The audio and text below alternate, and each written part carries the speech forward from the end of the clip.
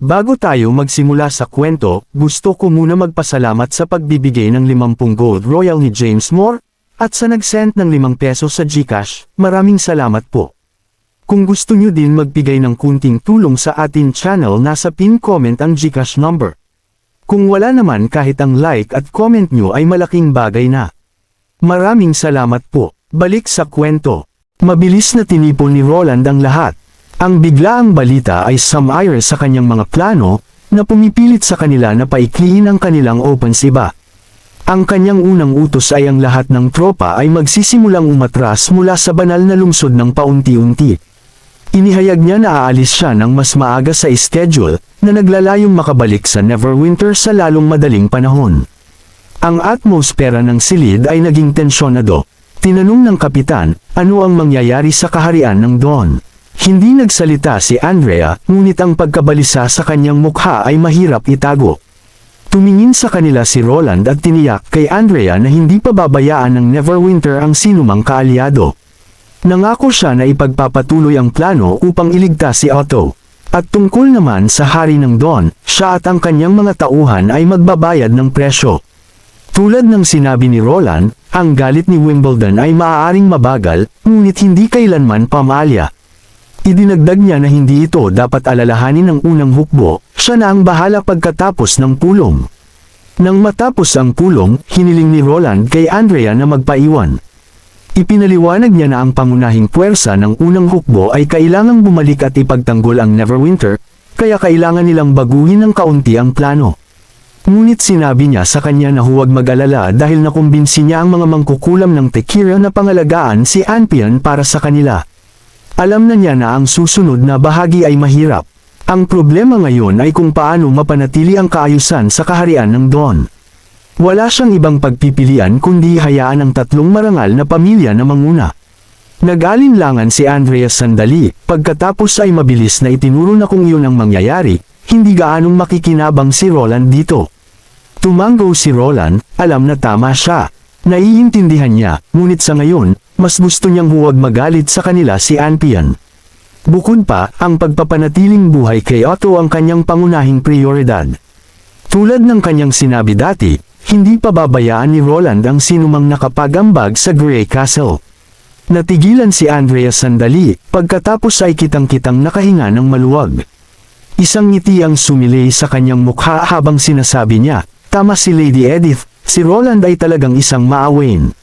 Nagtataka si Roland kung ano ang sinabi ni Edith.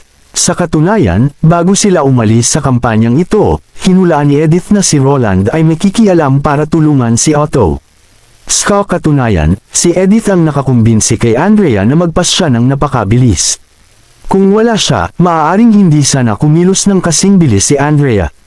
Nang marinig ito, medyo nagulat si Roland ngunit hindi ito masyadong pinag-isipan. Matapos talakayin sandali ang mga susunod na hakbang sa kanya, bumalik siya sa kanyang tolda. Si Nightingale ay lumitaw sa kanyang likuran, na narinig ang buong pag-uusap. Nakakunot ang noo nito at nagtanong, ano ang binabalak ng babaeng iyon. Napagtanto ni Roland na si Edith ang kanyang tinutukoy. Sa kanyang isip, marahil ay isang bagay lamang na kanilang casual na napag-usapan, dahil pareho silang dumalo sa pulong noon sa Neverwinter. Sa sandaling iyon, itinaas ng isa sa kanyang mga gwardya ang takip ng tolda at iniulat na si Lady Edith ay humihiling na makita siya. Nagpalitan ng tingin sina Roland at Nightingale, wala sa kanila ang umaasa nito.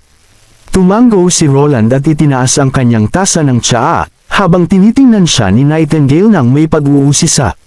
Nang makita ni Edith si Roland, tiningnan niya ito.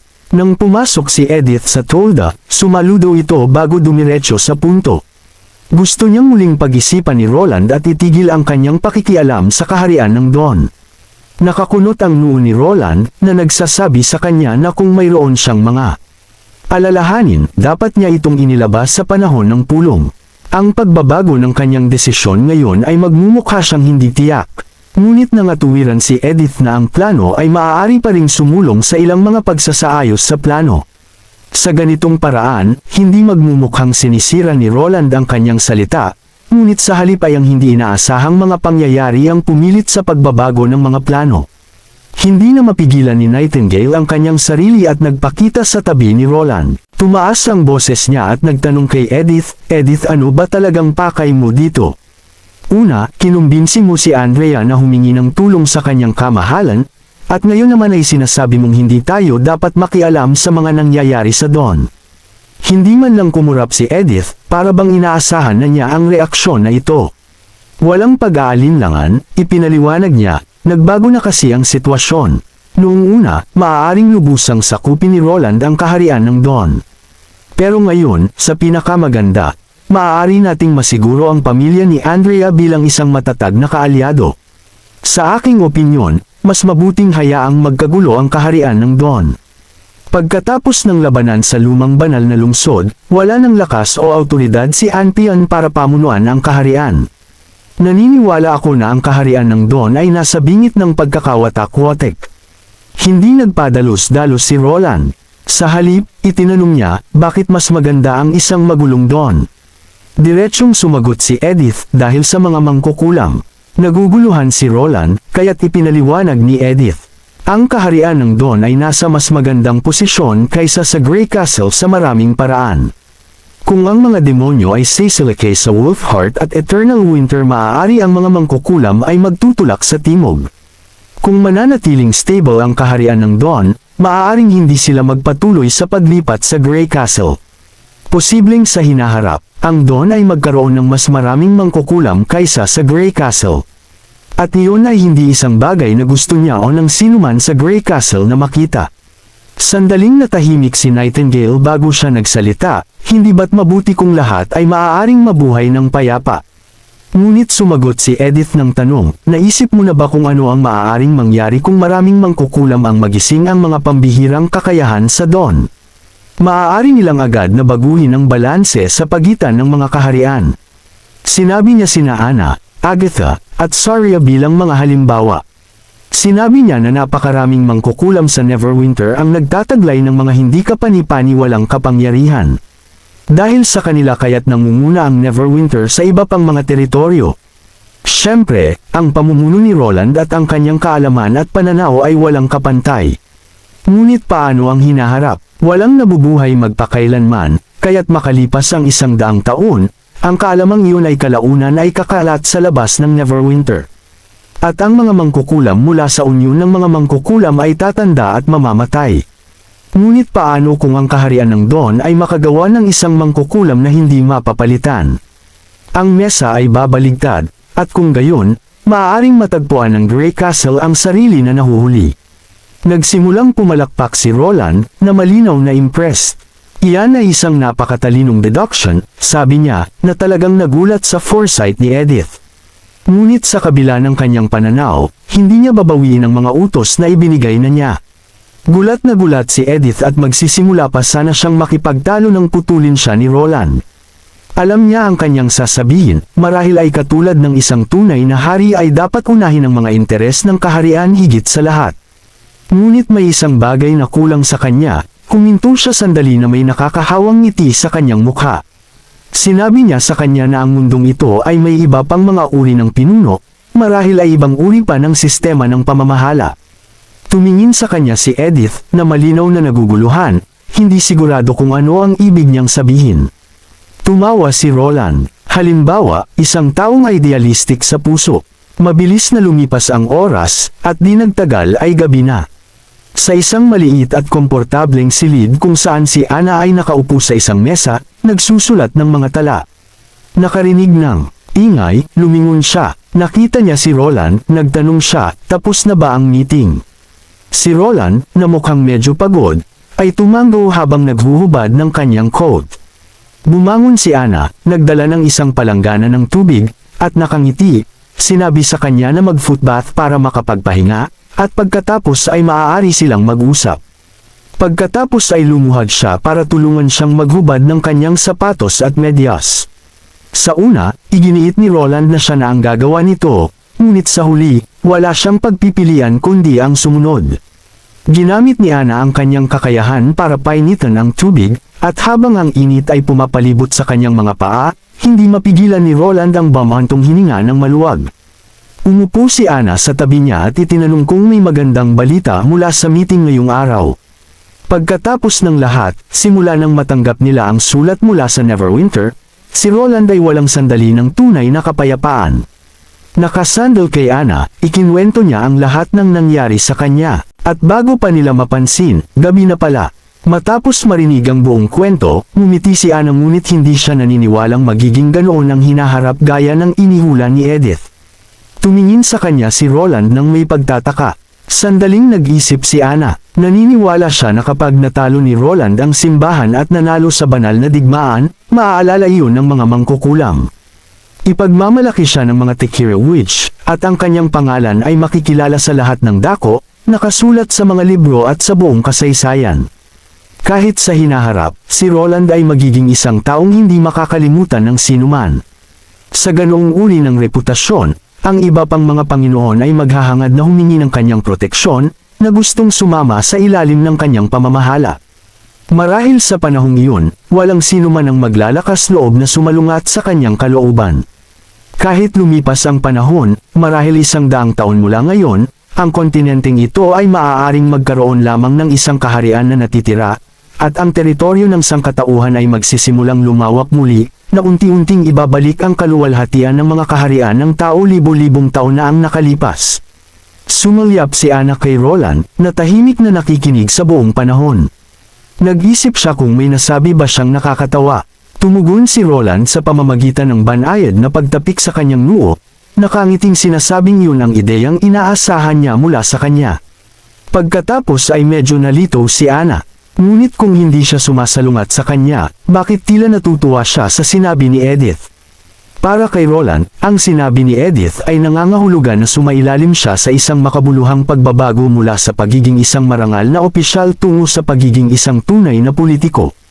Hindi pa naririnig ni Ana ang terminong iyon, kaya ipinaliwanag ni Roland, ang pananaw at bisyon ni Edith ay lumampas na sa karamihan ng mga tao sa panahong ito.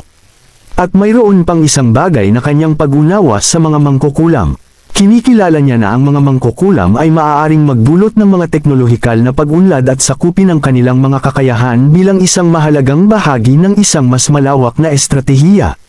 Iyon pa lang ay naglalagay na sa kanya sa unahan ng karamihan. Biglang nagtanong si Ana, naisip na ba ni Roland ang tungkol sa hinaharap? Kung makaligtas sila sa banal na digmaan, ano ang gusto niyang gawin? Tumingin si Roland sa kanyang mga mata, ngumiti, at sinabi, hindi mo ba alam? Maraming beses na niya itong sinabi sa kanya noon, sa maraming gabi na tulad nito. Ang kanyang mga pangarap na tawirin ang mga matabang kapatagan, tuklasin ang malayong rehiyon, at kahit na makipagsapalaran sa teritoryo ng mga demonyo, marahil ay maglayag sa mga dagat, na ipalaganap ang presensya ng sangkatauhan sa mga malayong baybayin, gusto niyang alisin ang mga misteryo ng mga tinatawag na Diyos at alamin ang katotohanan ng mundong ito. Gumawa sila ng pangako sa isa't isa. Saan man sila dalhin ng paglalakbay, kahit sa dulo ng mundo, haharapin nila ito ng magkasama. Ano ang susunod na mangyayari, hulaan mo. Anyway, pabalik sa Neverwinter, nakabantay si Tilly sa higanting Magic Stone, ang kanyang mga mata ay nakadikit dito. Hindi niya maalis ang pag-aalala na gumagapang sa kanya, ngunit si Pasha, na nakatayo sa kanyang likuran, ay sinubukang tiyakin sa kanya. Hanggat hindi nababasag ang Magic Stone, ligtas ang mga mangkukulam, kalmadong sabi ni Pasha. Kung talagang makasalubong nila ang mga demonyo, dudurugin nila ang mga bato ng walang pag-aalinlangan. Alam ni Tilly na tama si Pasha, ngunit hindi yun nakapagpagaan sa kanyang pakiramdam. Ilang araw na niyang binabantayan ang batong ito, at nagsisimula ng umakyat ang pagkapagod sa kanya. Mahinahong hinimok siya ni Pasha na magpahinga, na nangangakong ipapaalam sa kanya kung may mangyari. Sa sandaling iyon, nakaramdam si Tilly ng matalim na kirot, isang maliit na piraso ng Magic Stone ang tumusok sa balat ng kanyang kamay, mismo sa kung saan niya suot ang kanyang singsing. Samantala, sa grupo ni Ash, bago nangyari ang lahat ng ito, eksaktong 1 araw ang nakalipas, si Lian ay nagsasabing 5 araw na ang nakalipas, bakit wala pa silang nakikitang senyales ng mga guho. Nagkibit balikat ang isang asul na buhok na mangkukulam, na nagsasabing paano niya malalaman. Ito ang kanilang unang pagkakataon na makita siya, at mayroon siyang kakaibang pakiramdam. Tuwang-tuwa siya na mayroon siyang kakaibang kakayahang lumikha ng mga hindi nakikitang daanan na nag-uugnay sa dalawang lokasyon.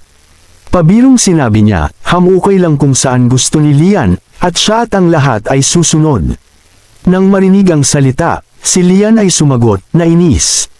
Tinanong niya kung iniisip ba ng babae na siya ay isang mall o kung ano. Ngumisi lang ang babaeng asul ang buhok, na nagsasabing malapit na. Pagkatapos ay casual niyang inilabas ang isang piraso ng jerky, na hindi pinapansin ng mga protesta ni Lian habang nilalasap ang snack. Buntong hininga ni Ivy at binalaan siya na rasyunan ang kanyang pagkain dahil ayaw niyang magutom sa pagbabalik. Tiningnan siya ng babae, na malinaw na hindi natutuwa sa mga blood fund which, sinubukan pa nilang patayin si Lady Tilly. Mapangahas siyang kumagat muli ng jerky at sinabi, kung sa kanya lang, hindi niya ibibigay sa kanila kahit isang mumo. Walang sinabi si Ivy, nanunood lang sa kanya ng tahimik. Nakatayo si Ash sa kanilang pagitan, na nararamdaman ng tensyon. Lumingon siya sa babae at sinabi, hindi nila kasalanan na sumali sila sa blood foam.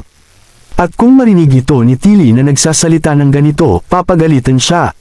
Sa wakas ay tumahimik ang babae, bagamat mukhang masama pa rin ang kanyang loob. Buntong hininga na lang ang nagawa ni Ash sa kanyang sarili. Ngunit ang talagang ikinababahala niya ay kung nasaan sila mismo. Inilabas niya ang mapa, ngunit walang silbi, hindi nila matukoy ang kanilang lokasyon. Ang mapa na iniwan ni Lightning at Maggie ay puno ng mga kakaibang marka tulad ng mga pugad ng ibon, mga bahay pukyutan, at mga lungga ng oso, na wala ni isa ang may katuturan sa kanila. Biglang sumigla si Ivy, na sumenya sa lahat na tumahimik. Lahat sila ay nakinig ng mabuti at agad na nakarinig ng mabibigat na yapak sa itaas nila. Isang grupo ng mga demonyo ang gumagalaw sa itaas.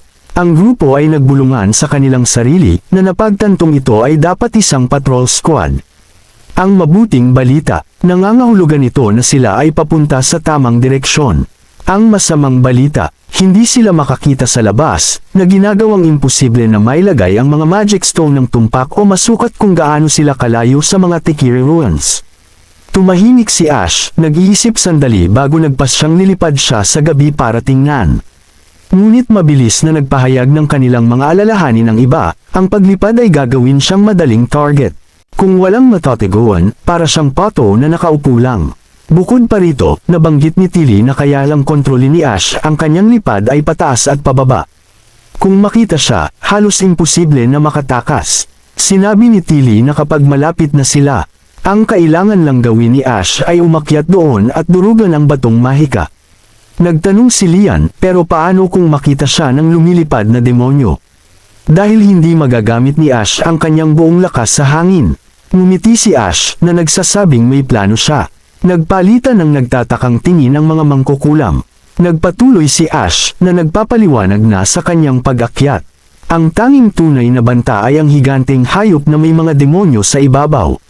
May tatlong magkaibang estratehiya siya sa isip. Kaya depende kung makakasalubong niya ang isa, dalawa, o tatlong hayop. Kung higit sa tatlo ang lumitaw, haharapin niya ito na parang tatlo lang. Tinitiyak na handa siya sa anumang mangyari. Ano ba ang pinagsasabi niya? Nakatulala ang mga mangkukulam sa kanya. Hinawakan ni Lian ang kanyang mukha sa kanyang mga kamay, inis na inis. Hindi mapigil ang tumawa ni Ivy. At ang babaeng tumawa ng sobra na sumakit ang kanyang tiyan, na nagsasabing kung siya si Maggie, siguradong sasang-ayon siya sa planong iyon. Pinanood sila ni Ash na may halong pagkamangha at inis, na nagtatanong kung bakit hindi muna nila siya pakinggan bago sila magsimulang tumawa.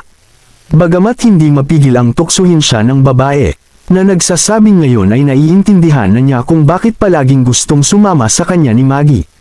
Sa huli, nakumbinsi ni Ash ang lahat na sumang-ayon sa kanyang plano. Habang papalubog na ang araw, naghanda ang grupo para sa aksyon. Isang daanan ang bumukas, at si Ash ay na-teleport palabas. Ang iba ay maaari lamang magdasal at umasa na ang baliw na planong ito ay gagana. Ayon kay Ash, kung makasalubong niya ang isang demonyo, huhulihin niya itong buhay. Kung dalawa, ibabagsak niya sila. Ngunit kung tatlo o higit pa, agad siyang outrage. Naisip ni Lian na wala silang ibang pagpipilian, kaya sumama na lang sila dito. Ibinuhos ni Ash ang kanyang mahika sa kanyang singsing at nagsimulang umakyat.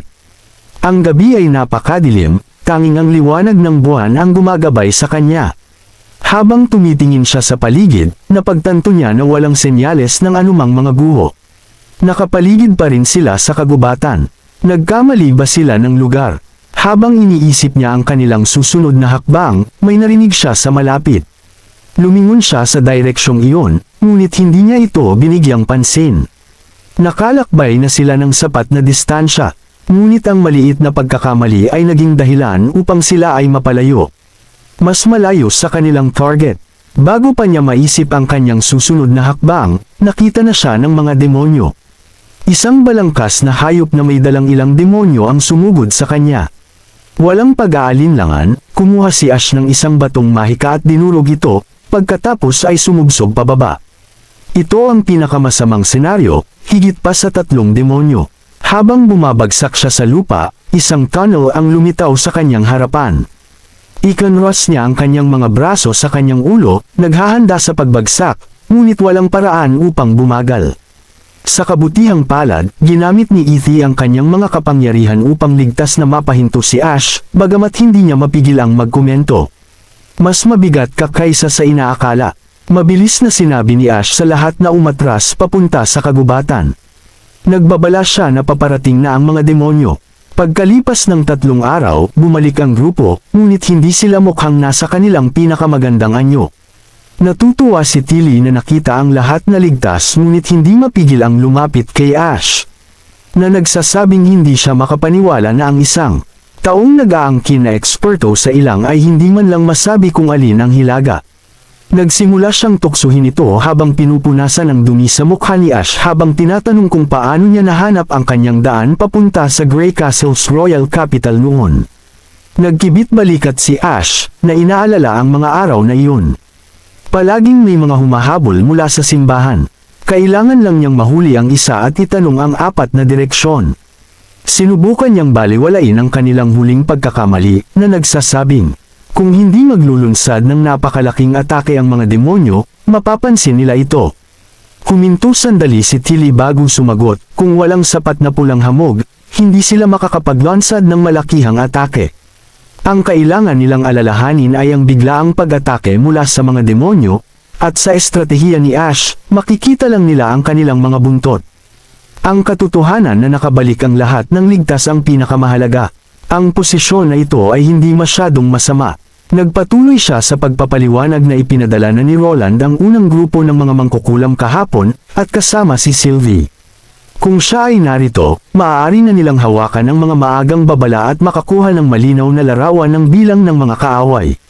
Ngunit sa ngayon, dapat magpahinga ang lahat. Mukhang galit pa rin si Tilly at inutusan si Ash na sumunod sa kanya. Bigla namang ngumiti si Pasha kay Ash at sinabi, "Alam mo, nag-aalala talaga sa iyo si Tilly." Agad na namula ang mukha ni Tilly, at binilisan ang kanyang lakad na halatang nahihiya. Sa kanilang silid, niyakap ni Ash si Tilly mula sa likod. Naramdaman ni Tilly na alam niya ang susunod na mangyayari, malamang ay isang bagay na itinuro ni Pasha kay Ash. Siguro katulad ng hindi nakakapagpahinga ng maayos si Tilly nitong mga nakaraang araw, o huwag mo siyang intindihin, nag-aalala lang siya sa iyo. Sa pagtataka ni Ash, nahulaan ni Tilly ang lahat ng tama. Lumingon si Tilly at tinanong si Ash kung magsusorry ba ito. Ngunit hindi balak ni Ash na mag-sorry, na nagsasabing mas gusto niyang huwag mag-alala si Tilly sa kanya. Higit sa lahat, ayaw niyang sumugod si Tilly sa panganib. Inis si Tilly na halos maiyak na siya, na nagsasabing hindi lang iyon maintindihan ni Ash. Ang mga panganib ay maaaring kalkulahin, sukatin, at iwasan. Kung siya ang naruroon, hindi sana ito kasing peligroso. Hindi nakipagtalo si Ash, ngunit hindi niya maiwasang isipin na si Tilly ay nagsisimula ng maging katulad ni Roland. Nag-snap si Tilly at sinabi sa kanya na huwag magpalat ng paksa. Pinutol ito ni Ash, na inilalagay ang kanyang mga kamay sa mga balikat ni Tilly. Ano man ang mangyari, maaaring mangyari ang mga hindi inaasahan. Kahit maliit ang posibilidad, mas gusto niyang akuhan ang panganib sa kanyang sarili. Napakasimple lang nito. Habang lumilipas ang mga araw, lalong dumarami ang mga demonyong kanilang nilalabanan dito, lalong lumalaki ang posibilidad na maharap siya sa mga mapanganib na sitwasyon sa hinaharap. Kung may mangyari sa kanya, hindi na siya makakapagpaumanhin kay Tilly. Sinubukan ni Tilly na pigilan siya, ayaw na niyang marinig pa, ngunit mahigpit na hinawakan ni Ash ang kanyang kamay, na nagsasabing hindi siya katulad ni Roland. Hindi niya kayang planuhin ang kinabukasan para sa sangkatauhan o itakda ang landas para sa mga mangkukulam. Ngunit ito ang isang bagay na alam niyang tama ang kanyang ginagawa. Kung balak ni Tilly na bumalik sa Slandering Island, maipapangako niya na hindi niya kailangang mag-alala. Hindi lang niya maibibigay ang pangakong iyon. Ang seryoso ng ekspresyon ni Ash kaya hindi alam ni Tilly kung paano tumugon. Awkward niyang inilipat ang usapan, gustong malaman kung ano nga ba ang nangyari, bawat hakbang. Kailangan nilang malaman kung saan nagkamali ang mga bagay-bagay. Pero bago iyon, idinagdag niya na mas mabuting maligo muna si Ash, ang baho niya. Inilabas ni Ash ang kanyang ulo mula sa likod ng pinto at mapanuksong tinanong kung gusto ni Tilly na sumama. Si Tilly, na lubos na nahihiya, ay malakas na tumanggi. Tumingin si Tilly sa kanyang kamay, ang sugat kanina ay gumaling na. Sa kabutihang palad, hindi nangyari ang pinakamasamang senaryo. Nag-iisip ba siya ng sobra? Tara at tingnan natin ang ating babaeng lobo na si Lorca, na nakahiga pa rin sa kama. Ang sakit ay parang nawala na, at bahagya naaalala ni Lorca ang nangyari bago siya nakatulog. Si Nana ay sumugod at ang unang bagay na ginawa niya pagdating sa Neverwinter ay gamutin ang kanyang mga sugat. Naisip ni Lorca na dapat niya itong pasalamatan ng maayos kapag nagkaroon siya ng pagkakataon. Nang mapansin niya si Roland na nakatayo rin sa tabi ng kama. "Kamusta ang pakiramdam mo?" Bahagyang iginalaw ni Lorca ang kanyang mga daliri, sinusubukan ang kanyang katawan. Sinabi niya na wala na ang sakit. Sa tingin niya ay ayos na siya ngayon. Humakbang si Roland ng ilang hakbang at, sa kanyang sorpresa, dahan-daang hinawakan ang kanyang tainga. Bahagya niya itong hinimas at sinuri itong mabuti. Nakatitig lang sa kanya si Lorca, lubos na nalilito, habang inilalayo ni Roland ang kanyang kamay at nakangiting sinabi, na curious lang siya. Palagi niyang iniisip kung ano ang kanilang nararamdaman. O kung may nararamdaman si Lorca kapag hinawakan ang mga ito. Hindi masyadong maintindihan ni Lorca kung ano ang nangyayari sa isip ni Roland. Iginagalaw niya ang kanyang tainga at sumagot. "Mga tainga lang ito. Kung okay lang kay Roland, wala siyang pakialam na hawakan niya ito." Umiwas ng tingin si Roland, pinipigilan ang pagtawa, na nagsasabing sa tingin niya ay sapat na iyon sa ngayon. Tinanong ni Lorca kung gaano na siya katagal natutulog at kung nasaan si Nana. Ipinaliwanag ni Roland na 3 araw na siyang natutulog. Kung hindi activate ni Nightfall ang symbiosis seed, malamang ay mas matagal pa sana siyang natulog. Bumangon si Lorca, gustong magpasalamat sa 2 mangkukulam na tumulong sa kanya. Ngunit bago pa niya magawa iyon, sinabi ni Roland sa kanya na bago iyon, gusto niyang pasalamatan si Lorca sa ngalan ng Neverwinter, at gusto niya itong gantimpalaan. Nang marinig ito, kumaibot ang mga tainga ni Lorca sa excitement. Ibig sabihin ba nito na kinikilala ni Roland na kaya niyang labanan ang mga demonyo? Umupo si Roland sa gilid ng kama at kalmadong sinabi na hindi niya kailanman pinagdudahan ang kanyang mga kakayahan. Sa katunayan, kahit ang isang ordinaryong babae na walang kasanayan sa pakikipaglaban ay makakatulong sa dakilang digmaang ito sa pamamagitan ng pagtulong sa likod. Ang hindi niya sinasang-ayonan ay ang paglaban ni Lorca sa kanila ng mag-isa. Isang maling galaw lang, at baka napunta na siya sa libingan ngayon. Gayunpaman, nangatuwiran si Lorca na kung hindi siya kumilos sa paraang ginawa niya, hindi nila matutuklasan ang paparating na hukbo ng mga demonyo sa Neverwinter. Umiling si Roland. Tama ang ginawa ni Lorca sa pagpapalam ng impormasyon. Ngunit hindi siya dapat nanatili para makipaglaban sa kaaway. Maaari niyang gantimpalaan ang isang magandang resulta, ngunit hindi niya kukonsintihin ang mga pabayang desisyon dahil lamang humantong ito sa isang medyo magandang resulta. Ang biglaang pagbabago sa trono ni Roland ay ikinagulat ni Lorca. Kanina lang ay kinukulit niya ito tungkol sa kanyang mga tainga, at ngayon ay seryoso na siya. Para sa gantimpala, inalok siya ni Roland ng 3 pagpipilian, mga gintong barya, mga inuming chaos, o isang custom-made na armas. Ang unang 2 ay madaling maintindihan, ngunit ang custom na armas ang pumukaw sa kanyang interes. Ito ba ay para sa kanyang anyong lobo?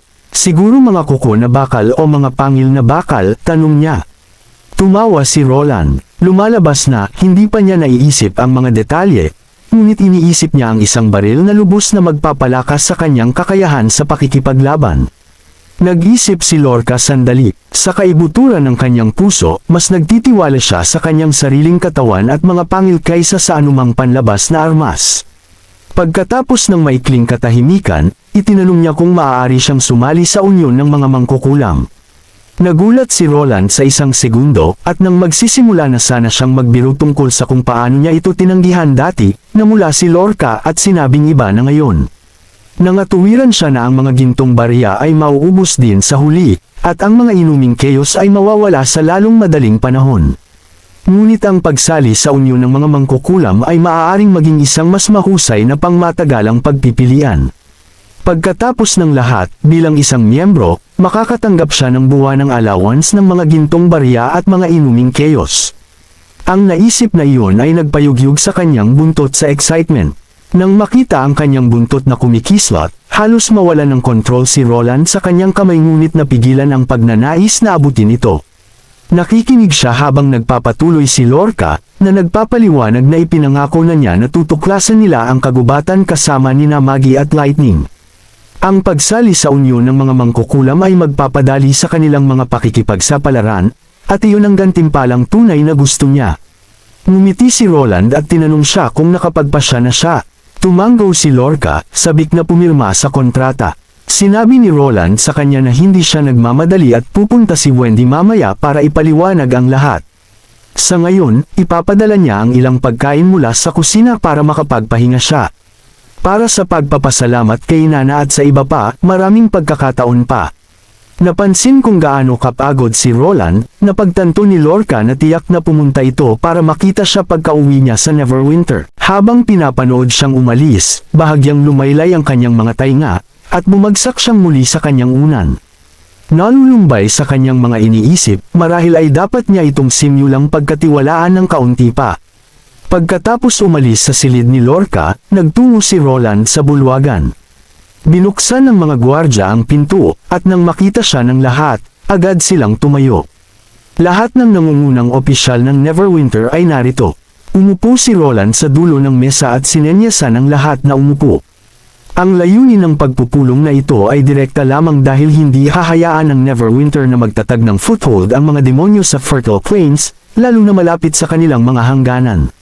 Dumating ang kaaway ng mas maaga kaysa sa inaasahan, ngunit hindi sila masyadong malayo sa likod, sabi ni Roland, na inaaninag ang silid.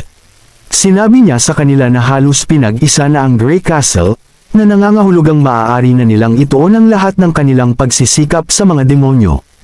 Ang pagpapalayas sa kanila sa mga guho ng Tekira ang magiging kanilang susunod na pangunahing prioridad.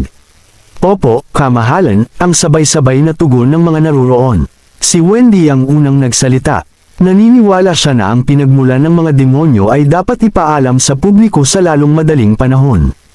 Kung hindi nila ito maagapan, maaaring gamitin ito ng isang tao laban sa kanila sa hinaharap. Tumanggo si Alethea bilang pagsang-ayon. Bagamat kaunti ang kanyang tiwala sa mga kakayahan ng mga ordinaryong tao, kinilala niya na mahalaga pa rin sila sa paparating na digmaan. Naniniwala siya na ang takot ay parang latigo, kung gagamitin ng wasto, maaari itong magtulak sa mga tao na sumulong. Sumang-ayon si Roland at inatasan si Bereth na pangasiwaan ang pampublikong anunsyo. Pagkatapos ay ibinaling niya ang kanyang atensyon kay Wade at sa departamento ng pulisya. Para sa sinumang sumusubok na magpakalat ng mga chismis o mag-udyok ng kaguluhan, marahil ay hindi niya kailangang sabihin sa kanila kung paano haharapin ang mga taong ito. Nang marinig ito, tumanggo ang parehong lalaki. Si Pasha, na curious tungkol sa diskarte ni Roland sa pagharap sa mga demonyo malapit sa mga guho ng Tekira, ay nagalok na ipadala sila sa Fertile Plains. Sinabi ni Roland na ipapadala niya ang mga Tekira witches sa mismong harapan. Ibinuklat ni Roland ang isang mapa at inilatag ang kanyang plano. Ang pinakaligtas na pamamaraan, sa kanyang paniniwala, ay ang pagtatayo ng mga posisyon ng artilleria at pagsira sa supply ng pulang hamog ng mga demonyo mula sa malayo. Bagamat mayroon silang sapat na mga kanyan na pangmalayuan, hindi sila ganap na handa. Kung walang matibay na lupa na tatayuan, mahihirapang mapanatili ang kanilang posisyon sa ilalim ng pag-atake ng demonyo. Ang unang hadlang ay ang paglutas sa problema sa transportasyon. Ang eksena ay lumipat sa minahan ng North Slope. Isang grupo ang sumunod malapit kay Roland habang hinahawi niya ang puting tela sa isang bagay na napakalaki. Nanlaki ang mga mata ni Petrov sa gulat, yan ba isang karwahe na pinapagana ng steam engine? Hindi, ito ay isang tren, pagtatama ni Roland, at ipinaliwanag na ito ay isang revolusyonaryong anyo ng transportasyon at ang susi sa paglutas ng kanilang isyu sa logistic. Mabilis na nahuli ni Berev ang ideya ni Roland. Naniniwala na plano ni Roland na magtayo ng mga riles sa buong kapatagan, tulad dito sa Neverwinter. Ngunit nagbanggit siya ng isang alalahanin. Paano kung atakihin ng mga demonyo ang mga manggagawa at guluhin ang konstruksyon? Ipinaliwanag ni Roland na magkakaroon ng hindi bababa sa 2 riles upang matiyak ang maayos na pagbiyahe pabalik-balik. Gayunpaman, hindi sila tatawid sa kapatagan. Magsisimula sila mula sa kagubatan at magtatayo patungo sa lugar na pinakamalapit sa mga guho ng Tekira, pagkatapos ay itutulak pa silangan. Sa ganoong paraan, maiiwasan nila ang banta ng mga demonic beast dahil may ganap na control silif sa kagubatan. Para sa mga demonyo, ito ay isang labanan sa pagitan ng opensa at depensa. Ang mga riles ay hindi itatayo sa isang lugar lamang. Kung saan pupunta ang mga riles, magtatayo sila ng mga kanyan. Kung sisirain ito ng mga demonyo, magtatayo lang sila ng mas mabilis kaysa sa kaya nilang sirain. Habang nag-uutos si Roland ng mga gawain, isang matinis na alarma ang tumunog sa malayo. Ang lahat ay nagyelo, na ibinaling ang kanilang mga mata kay Roland. Nagmamadali silang hinimok siyang bumalik sa kastilyo para sa kaligtasan. Inilabas ni Ash ang kanyang sandata at tumayo sa harap ni Roland, handang ipagtanggol siya. Nasaan ang mga gwardya? Dalhin ang mga gwardya dito at protektahan ang kanyang kamahalan. Sigaw ni Berev sa gulat habang pinalibutan ng mga opisyal si Roland na pinuprotektahan siya. Hinawakan ni Tilly ang kamay ni Roland na hinigpitan ito na ikinagulat niya. Alam niyang hindi talaga itinuring ni Tilly siya bilang kanyang tunay na kapatid, ngunit sa sandaling sumapit ang panganib, ang kanyang unang naisip ay ang protektahan siya, medyo hindi ito inaasahan. Ngunit ano ang nangyayari sa pader?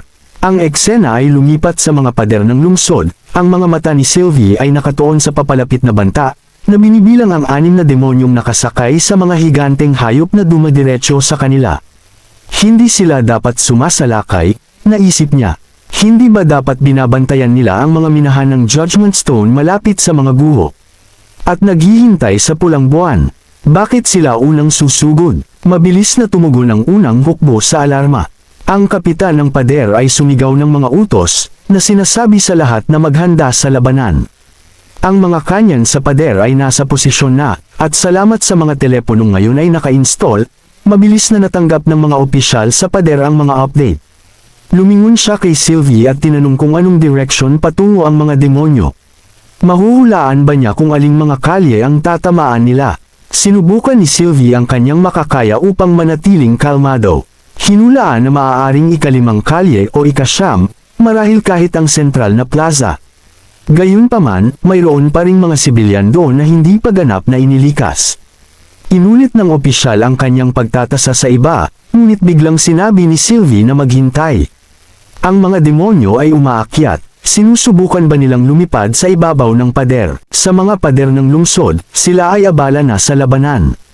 Nagpaputok ng mga baril, ngunit ang pagtama sa mga target na nasa himpapawid ay napatunayang mahirap. At ang mga bala ay hindi tumatama. Pagkatapos, biglan na lang huminto ang demonyo. Nakita ni Sylvie na may gulat at takot ang isa sa kanila na itinaas ang kanyang sibat. Ang kanyang braso ay lumobo ng malaki habang naghahanda itong itapon. Magtago kayo, sigaw niya, ngunit huli na ang lahat. Itinapon ng demonyo ang sibat na buto ng may nakakatakot na lakas. Tumagos ito sa pader na nakasugat at nakapatay ng ilang sundalo. Nakakagulat na hindi nagpatuloy ang mga demonyo sa pag-atake. Sa halip, may ibinaba sila mula sa langit at tumalikod para umalis. Ang ibinaba ng mga demonyo ay naging isang serye ng mga nakakagambalang imahe. Isang nakaluhod na lalaki, isang nakataling babae, at isang lobo. Matapos matanggap ang balita, nakaramdam si Roland ng halo-halong pagkalito at galit. Hindi lang umatake ang mga demonyo at basta na lang lumipad palayo, kundi nag-iwan pa sila ng isang mapanuya na mensahe. Ito ay isang tahasang gawa ng provokasyon. Ngunit alam ni Roland na ang huling bagay na kanilang makakayang gawin sa ngayon ay huwag kumilos ng padalos-dalos. Ibinuklat niya ang mga imahe na ikinokonekta ang mga ito para bumuo ng isang mensahe. Isang nakaluhod na tao, isang nakataling mangkukulam, mga nasusunog na pader ng lungsod, at mga nakakalat na buto sa gitna ng mga guho. Malinaw ang mensahe, isuko ang babaeng lobo, itapon ang kanilang mga armas, at mabuhay. Kung lalaban sila, mamamatay sila. Nagsalita si Pasha na nagsasabing hindi lamang ito isang banta kundi isang bitag. Narinig na niya ang mga taktikang ito dati. Hinikayat niya si Roland na huwag magtiwala sa anumang sasabihin ng mga demonyo. Naisip ni Roland kung naranasan na ba nila ito dati. Nagpatuloy siya sa pagpapaliwanag ng kasaysayan. Noong unang digmaang banal, gumamit ang mga demonyo ng mga katulad na pamamaraan para maghasik ng pagkakabaha-bahagi sa pagitan ng mga mortal at mga mangkukulam, na unti-unting nagpapahina sa lakas ng rehiyon ng Dawn. Noong mga panahong iyon, ang mga ordinaryong tao at mga mangkukulam ay magkasamang namumuno. Sa kalagitnaan ng digmaan, dalawang pangunahing lungsod sa sentral na rehiyon ang bumuo ng isang koalisyon para labanan ang mga demonyo. Ang tanging pagkakaiba sa pagitan ng dalawang hukbo ay ang isa ay pinamumunuan ng mga mangkukulam, at ang isa ay ganap na pinamumunuan ng mga ordinaryong tao.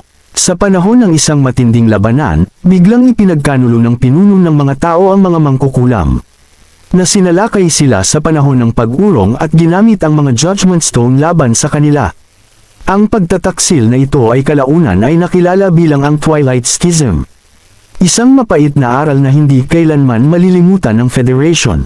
Mula sa araw na iyon, ang sangkatauhan ay unti-unting nahati sa dalawang pagkakaiba. Gayunpaman, ang madilim na kabanatang ito ay hindi naitala sa mga libro ng kasaysayan kundi ipinasa sa mga nakatataas na ranggo ng Federation. Naniniwala si Pasha na ang mga banta at taktika ng pagkakabaha-bahagi ng mga demonyo ay maaaring mukhang bastos. Ngunit ito ay mga taktika na natutunan nila mula sa kanila, ang mga tao. Tumingin si Roland kay Pasha nang hindi makapaniwala, habang ang lahat ay nagpalitan ng mga nagtatakang tingin. Ang huling bahagi na kanyang sasabihin ay para lang kay Roland, kaya hindi dapat ito marinig ng iba. Nagpatuloy si Pasha na ipinapaliwanag ang mga tsismis na kanyang narinig. Bago ang unang digmaang banal, o marahil mas maaga pa, may mga kwento ng mga tao na nakikipag-ugnayan sa mga demonyo. Noon, ang mga demonyo ay hindi naiiba sa mga mababangas na hayop. Isang tao ang nagturo sa kanila ng kaalaman. Naniniwala ang ilan na ito ang dahilan kung bakit ang mga demonyong may mataas na ranggo ay unti-unting nagkaroon ng mga anyong humanoid. Ngunit itinuring ito ng nangungunang tatlong upuan bilang walang katuturan at ipinagbawal ang anumang talakayan tungkol dito sa mga tao. Tanging ang mga mangkukulam nasa mataas na antas lamang ang nakarinig sa mga tsismis na ito. Nanatiling tahimik si Roland sandali bago magtanong kung naniniwala siya sa tsismis na ito. Sinabi ni Pasha na hindi siya sigurado. Kung totoo ito, patutunayan lamang nito na ang pagtatangkang makipag-usap sa mga demonyo ay isang landas tungo sa pagkasira ng sarili. Ngunit si Roland ay curious. Sinasabi ba ng mga tsismis kung ang taong ito ay isang mangkukulam o isang mortal lamang? May iba't ibang bersyon, paliwanag ni Pasha. Parehong naipasa ang mga ito. Kung hindi papansinin ng isang kaharian ang mga banta ng mga demonyo, magpapatuloy sila sa kanilang mga pag-atake hanggang sa sumuko ang pinuno. Ang pamamaraang ito ay gumagana ng maayos laban sa mga mahihinang bayan. Ngumisi si Roland, kaya nangangahulugan iyon na babalik sila. Ipinatawag niya si Berev at inutusan itong maghanda ng bayad para sa mga nasawi na sundalo. Walang mas mahusay na paraan upang parangalan ang kanilang mga nasawi kundi sa pamamagitan ng dugo ng kanilang mga kaaway, sabi niya. Sisiguraduhin niya na maiintindihan ng mga demonyo na hindi ito ang unang digmaang banal. Habang papalapit ang gabi, si Roland ay nakaupo pa rin sa kanyang opisina, na malalim ang iniisip. Malinaw na sa kanya ngayon na matapos tumakas si Lorca pabalik sa Neverwinter. Paulit-ulit na nag-scout ang mga demonyo sa kanlurang hangganan. Nalaman nila na ito ay pangunahing lungsod ng mga tao at sinubukang gamitin ang parehong mga banta na ginamit nila noong unang digmaang banal. Ngunit ang mga outpost o ang mga scouting god punishment witches ay walang nakitang anuman. Kung hindi pinamahalaan ni Sylvie ang surveillance, maaaring hindi malalaman ng unang hukbo ang paparating na kaaway hanggang sa nasa mga pader na sila. Galit na inihampas ni Roland ang kanyang kamao. Ito ay sapat na katibayan na, sa kasalukuyang teknolohiya, ang himpapawid ang pinakamalaking kahinaan ng Neverwinter. Paglabas ng kanyang opisina, nagpasya siyang oras na para bisitahin ang Astrologo Scholar.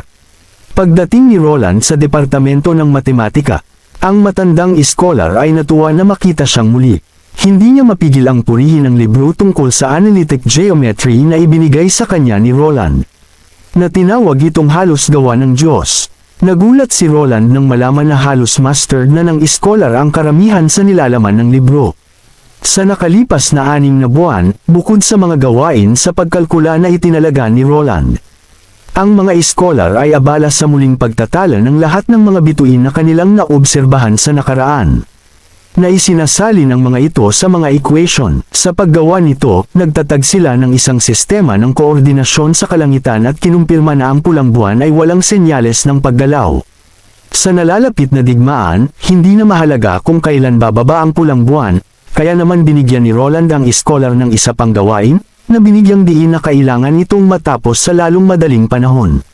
Gayunpaman, sa pagkakataong ito ay hindi lamang ito tungkol sa mga kalkulasyon. Kailangan nilang makipagtulungan sa unang hukbo upang malutas ang isang totoong problema. Sa simula ay naisip ng scholar na maaaring ito ay katulad ng huling beses na nagtrabaho sila sa mga firing table ng artilleria, ngunit umiling si Roland. Mas komplikado ito kaysa roon, paliwanag ni Roland. Kailangan niya ng isang aparato na maaaring mahulaan ang paggalaw ng isang target. Kailangan itong kontrolin ng dalawang magkakaugnay na equation. Ang isa ay naglalarawan ng horizontal displacement at ang isa naman ay naglalarawan ng vertical displacement. Pagkatapos ay ipinakita niya sa scholar ang isang magaspang na sketch ng aparato, na nagsasabing ito ay isang pangunahing ideya lamang ng disenyo. Ang eksaktong mga parameter ay kailangang matukoy sa pamamagitan ng pagsubok.